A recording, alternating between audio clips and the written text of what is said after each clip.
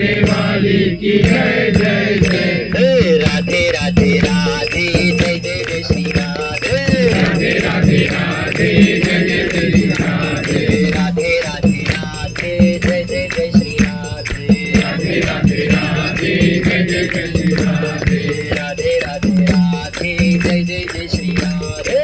राधे राधे राधे जय जय जय श्री राधे। तो ये है बरसाना धाम।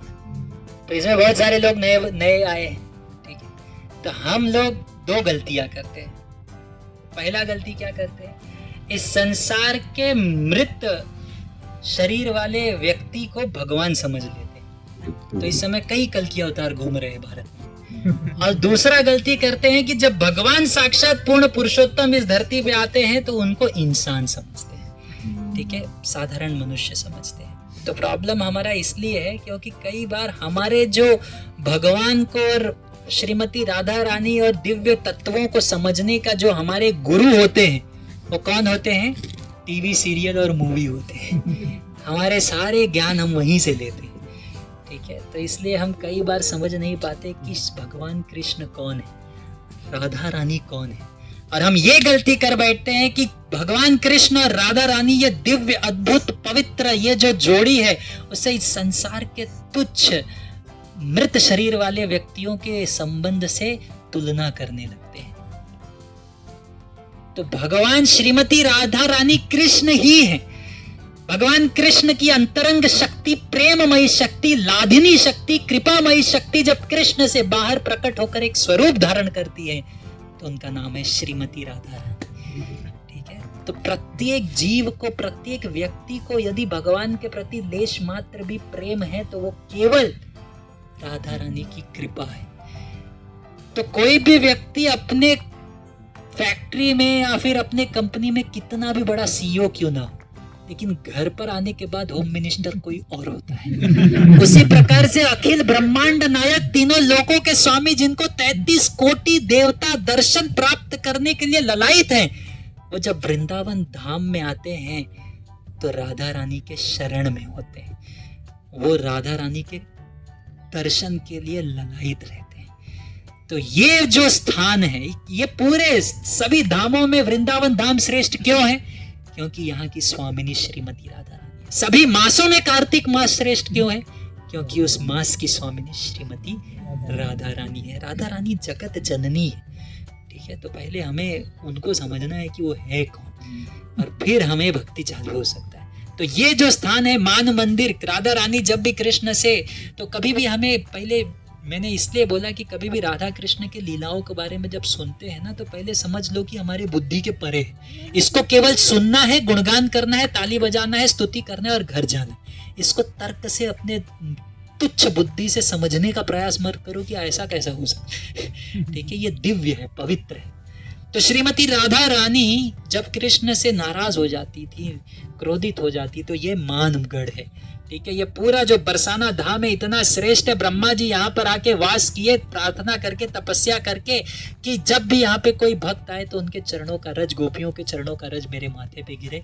वो है बरसाना धाम। तो दानगढ़, मानगढ़, भानगढ़, विलासगढ़, ऐसे 4 पर्वत के 4 शिखर कौन है, ब्रह्मा जी। और उसमें से ये मानगढ़ सबसे ऊंचा शिखर है, सबसे श्रेष्ठ शिखर। यहाँ पे जब राधा रानी कृष्ण से रूठ जाती थी तब इस शिखर पे आके बैठ जाती थी।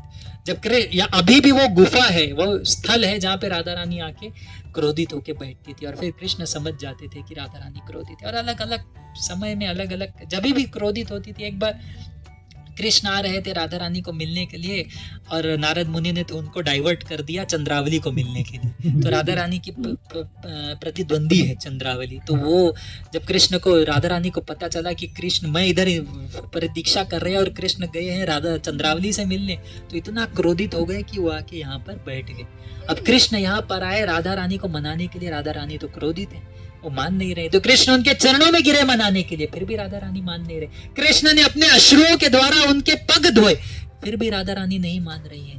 तो फिर जब हताश होके वहां से जाने लगे तो कृष्ण के जो अन्य सखियां हैं, ललिता जी, विशाखा जी की, राधा रानी, उनको बड़ी दया आई कृष्ण पे। बोले बेचारे इतनी देर से प्रयास कर रहे, कुछ हो नहीं रहा है। फिर वो जब जा रहे थे तो ललिता जी सबसे चतुर है, वो कहे कि आप चिंता मत करो, कृष्ण, राधा रानी को मोर बहुत पसंद है, आप वहां कृष्ण कुंड के पास जाओ और मोर बन के नृत्य करने लगो। और फिर राधा रानी ललिता विशाखा और अन्य गोपियां गई और राधा रानी को कहने लगी, अरे नीचे एक बहुत सुंदर मोर है, बहुत अच्छा नृत्य कर रहा है, ऐसा अद्भुत सुंदर मोर हमने जीवन में नहीं देखा।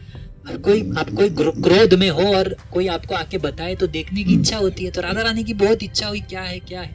और वो मोर बार बार ऐसा इतना सुंदर था, नृत्य कर रहा था, नीचे से दिखता था, कृष्ण कुंड के पास है नीचे, और बहुत शिखर पे राधा रानी देखती थी। तो मोर अच्छा सा नृत्य करता था और फिर राधा रानी की ओर देखता था और फिर वापस नृत्य करने लगता था। तो ये बोला, ये अजीब मोर है, इतना नाचता है, फिर अचानक इधर देख के फिर नाचने लगता है। फिर राधा रानी बहुत आकर्षित हुई, गई नीचे कृष्ण कुंड के पास गई, और वो मोर इतना आकर्षित था। कृष्ण जब मोर का रूप धारण करेंगे तो उसका क्या कहना।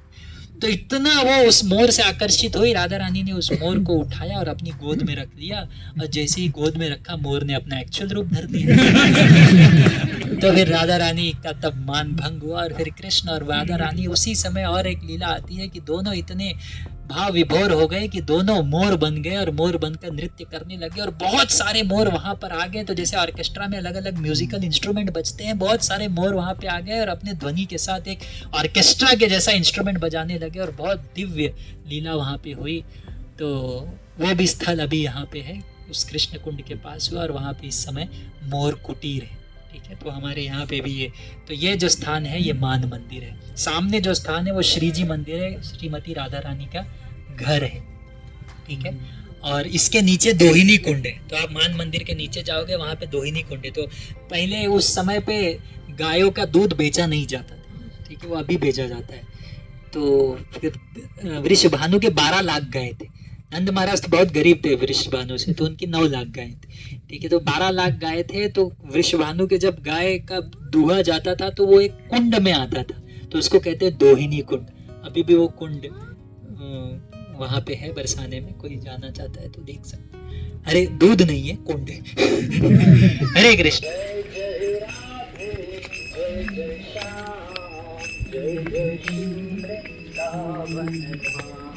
जय जय राधे जय जय श्याम, जय जय श्री वृंदावन धाम। जय जय राधे जय जय श्याम, जय जय श्री वृंदावन धाम। जय जय राधे जय जय श्याम, जय जय श्री वृंदावन धाम। तो ये जो आपके समक्ष मंदिर दिख रहा है, ये है श्रीमती राधा रानी का घर, उनका स्थान। इसको कहते हैं श्री जी मंदिर, और इसको और कहते हैं लाडली लाल मंदिर। ठीक है, तो ये एक भानगढ़ के ऊपर ये सुंदर अद्भुत मंदिर है। अगर आप बरसाना जाओगे तो ऐसे ही पर्व शिखर पे है, और यहाँ से पूरा सुंदर चित्र पहाड़ दिखता है बरसाना मंदिर के ऊपर से। तो ये श्रीमती राधा रानी का स्थल है, और कृपा से पूरा परिपूर्ण है। यहाँ पे हम श्रीमती राधा रानी को प्रार्थना कर सकते हैं कि वो कृष्ण के प्रति थोड़ा सा जो प्रेम है, जो भक्ति है, वो हमें प्रदान करे। श्रीमती राधा रानी की जय।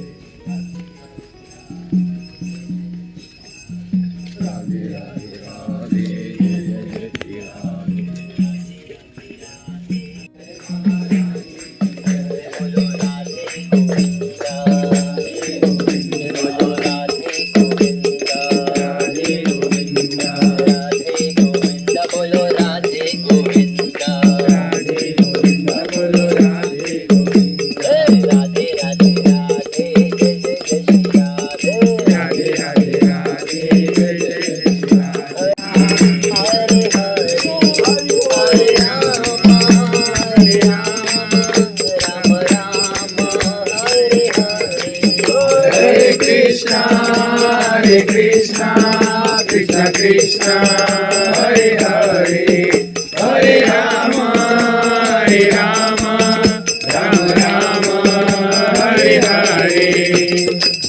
तो ये जो सामने महल दिख रहा है, ये है नंद भवन। ठीक है, तो कृष्ण 3 वर्षों के पश्चात पर नंद महाराज आके रुके नंदीश्वर पर्वत। ये पर्वत पर ऐसा वरदान था कि शिव जी की शक्ति की वजह से कि कोई भी राक्षस यहाँ पे आएगा तो वो पत्थर का बन जाएगा। तो अभी भी आप जाओगे नंदीश्वर पर्वत के पास, कंस ने 2 राक्षस भेजे थे, उनका नाम है हाउ बिलाऊ। ठीक है, जब आए थे तो नंदीश्वर पर्वत के नीचे पत्थर के बन गए। तो यशोदा माई हमेशा कृष्ण और बलराम को डराती थी, सो जाओ नहीं तो हवा आ जाएगा। तो अभी भी आप जाओगे तो हाउ बिलाऊ के ऐसे 2 पत्थर वहाँ पे है। तो ये है नंदगांव और ये है बरसाना। तो राधा रानी को ये वरदान था दुर्वासा मुनि के द्वारा कि जो भी इनके हाथ का भोजन खाएगा वो बहुत ही शक्तिशाली रहेगा, उसको कभी रोग नहीं होगा, हमेशा स्वस्थ रहेगा। तो यशोदा माई बोली कि ये तो कृष्ण के लिए बनानी चाहिए।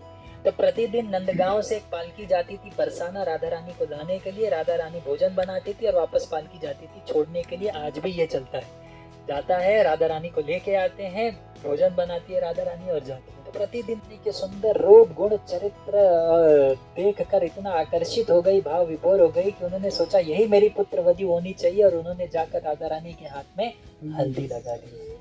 अब छोटी सी तब बच्ची थी राधा रानी। अब वो जब वापस आने लगी अपने लगी तब सोची कि लोग क्या कहेंगे। अब वो सोच के भय से उनके घर के बाहर एक छोटा सा कुंड था, एक तालाब था, उसमें जाके उन्होंने अपना हाथ धोया। और जब हाथ धोया तो कुंड को पोखर भी कहते हैं। हाथ धोने के पश्चात वो पीला हो गया, इसलिए उसका नाम पड़ा पीली पोखर। अपने पीछे देखोगे तो वो पीली पोखर अभी भी वहाँ पे जाओगे तो उसका पानी हल्का पीला और हरा कहते हैं वहाँ के लोग, आपको दिखेगा। तो ये दिव्य स्थान है बरसाना धाम। अनंत लीलाएं हैं यहाँ पे। जितनी आप यहाँ पे इसकी स्तुति कर सकते हो, जितनी कल्पना कर सकते हो, उससे भी कहीं ज़्यादा श्रेष्ठ है। और राधा रानी कृपा की सागर है। तो ये हमारा सौभाग्य है कि हम बरसाना धाम आ पाते हैं और श्रीमती राधा रानी की कृपा प्राप्त कर पाते हैं। ठीक है, हरे कृष्णा।